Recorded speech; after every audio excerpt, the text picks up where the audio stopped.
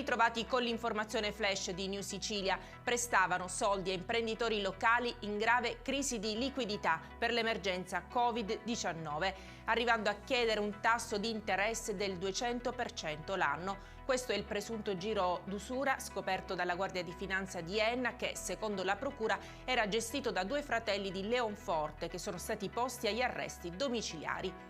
Navi e aliscafi che collegano le isole Eolie ancora ormeggiati al porto di Milazzo, con inevitabili disagi nelle scuole, uffici pubblici e nel rifornimento delle attività commerciali. Con lo stop odierno ai collegamenti continua l'isolamento delle isole minori. Sono le conseguenze del maltempo che sta colpendo la Sicilia. Andiamo sull'Agrigentino, un 69enne licatese senza fissa dimora è stato picchiato selvaggiamente e rapinato del borsello all'interno del quale custodiva 200 euro, i documenti e la carta del reddito di cittadinanza. Il fatto è avvenuto di sera vicino lo scalo ferroviario di Licata. L'uomo è stato sorpreso alle spalle mentre percorreva un tratto di strada ed è stato colpito con calci e pugni.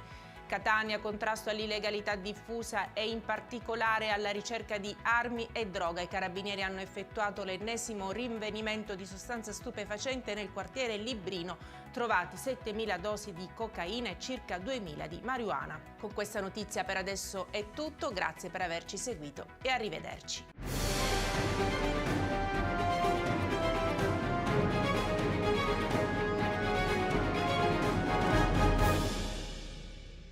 Procar, centro assistenza autorizzato BMW e Mini, adesso anche BMW Motorrad, via George Marshall 7, Mister Bianco, Catania.